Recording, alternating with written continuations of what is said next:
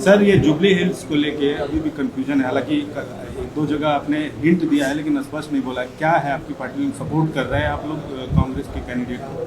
देखिए, jubilee hills में by election होने जा रहा है और यहाँ पर मुख्यमंत्री रेवंत रेड्डी है। तो बाई इलेक्शन होने जा रहा है जिससे ना सरकार बदलेगी, ना सरकार गिरेगी, ना बनेगी। तीसरी बात यह है कि जो बीआरएस के एमएलए थे जो आज इस दुनिया में नहीं है, 10 साल उनको जुबली हिल की जनता ने मौका दिया और उन्होंने उसको पूरा खो दिया। मुख्यमंत्री बीआरएस का, ये विधायक वहाँ के हैं। आप जुबली हिल के नाम से लोग समझते हैं कि बड़ा पॉश इलाका है, ऐसा नहीं है। बहुत स्लम्स है और वहाँ पर हर वार्ड में कोई डेवलपमेंट का काम उन्होंने नहीं करवाया, बल्कि उनके दौर में कई लोगों पर तकालीफ दी गई, कई लोगों को डराया धमकाया गया और ख़ुद उन्हीं के पार्टी के कई लोग विधानसभा छोड़ के चले गए थे। तीसरी बात यह है कि डेवलपमेंट के नाम पर वहाँ पर वोट पड़ना चाहिए। चौथी बात यह है कि हम अपना कैंडिडेट नहीं खड़ा कर रहे हैं वहाँ पर, एमआईएम पार्टी का कैंडिडेट नहीं होगा, बावजूद इसके कि 2 वार्ड में हमारे म्यूनसिपल कॉरपोरेटर कामयाब हुए वहाँ पर। और हमारा जुबली हिल की जनता से अपील ये है कि ये बाई इलेक्शन है, कोई सरकार गिरेगी ना बनेगी।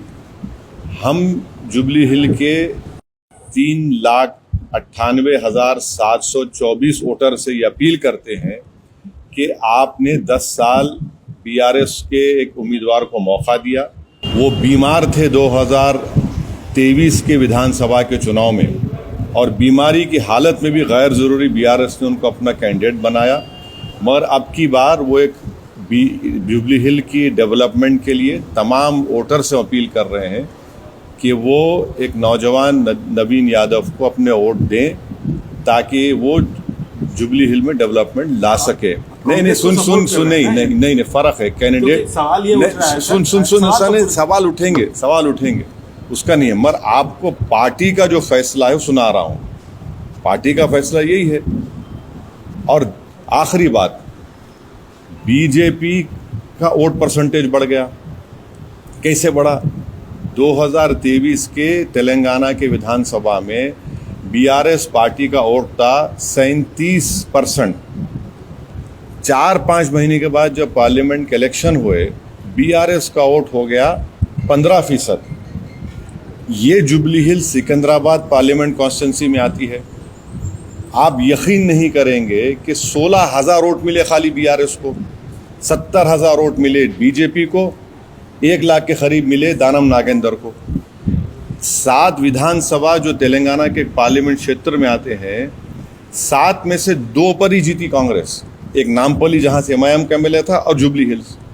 तो ये जनता को ये देखना है, बीआरएस का वोट गिर चुका है, बीजेपी का वोट बढ़ा है और इसीलिए पार्लियामेंट के चुनाव में एक भी एमपी बीआरएस का नहीं कामयाब हुआ है। तो अभी 2.5-3 साल बाकी हैं सरकार को। तो इससे इसको इस तरह से आप लोग राय को पहाड़ मत बनाइए। जब विधानसभा के चुनाव 2028 में होंगे, आप देखेंगे एमआईएम जुबली हिल में क्या करेगी। सर, लेकिन अभी सवाल ये उठ रहा है कि आप जो है बिहार में कांग्रेस को हराने की बात कर रहे हैं, यहाँ कांग्रेस को सपोर्ट कर रहे हैं। नहीं, देखिए, तो ये अच्छा सवाल है। बिहार में अख्तरुल ईमान साहब ने, एमआईएम पार्टी ने लालू प्रसाद यादव को एक लेटर लिखा, जनाब खरगे साहब को लेटर लिखा, सीपीआई एमएल के जो लीडर है उनको लिखा और सीपीआई के लीडर को लेटर लिखा। लिखकर क्या कहा कि हमको शामिल करिए। फिर तेजस्वी यादव को लेटर लिखकर कहा कि हमको 6 सीट दीजिए। यहाँ पर सरकार बनाना है।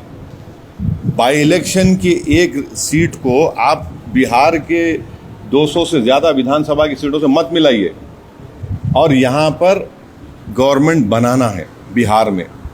तो हमने लेटर लिखा, वो लोग तैयार नहीं हुए, तो हम अपना चुनाव लड़ेंगे ना। हम तो 5 एमएलए वहाँ पर कामयाब हो चुके हैं हमारे, तो हम लोग वहाँ पर चंद्रशेखर आज़ाद रावण की पार्टी के साथ, जनाब स्वामी प्रसाद मौर्य साहब की पार्टी के साथ हम अलायंस में लड़ रहे हैं। तो इसको एक बाई इलेक्शन को उठाकर अगर आप कोई देख रहा है तो मैं उनकी सियासी इमेच्योरिटी पर कुछ नहीं कह सकता। अच्छा सर, सवाल एक और है कि एक मुस्लिम कैंडिडेट और वहाँ देखिए, हमारा कोई candidate jubilee hill by election में नहीं है, और अगर कोई एमआईएम पार्टी का नाम ले रहा है कोई इंडिपेंडेंट कैंडिडेट, तो हम इलेक्शन कमीशन को लेटर देंगे। ना हमारे वीडियोस में फोटो इस्तेमाल करना, ना हमारा कोई नाम लेना, और अगर ऐसा कोई हमको बताया गया है उसका हम प्रूफ के साथ ईसीआई को अब कंप्लेन करेंगे। नहीं, आप क्योंकि माइनॉरिटी की तरफ से एक तरह से इस चुनाव में रिप्रेजेंट कर रहे हैं, उनको सपोर्ट कर रहे हैं, एक माइनॉरिटी लीडर के खड़े होने, छोड़ दीजिए ना, वो ऐसे बहुत लोग आते हैं, आते रहेंगे, उससे फर्क नहीं पड़ता। ऑफिशियली जो हमारा स्टैंड है वो बोल चुके हैं आपके सामने। अब कोई गलत इस्तेमाल कर रहा है, अब बाज लोगों को क्या होता है कि ये लोग खुद में इतनी सलाहियत नहीं होती है, तो ये गैर ज़रूरी के हमारी तस्वीर को कोई वीडियो निकाल के आउट ऑफ कंटेक्स्ट लगा देना, ये गलत।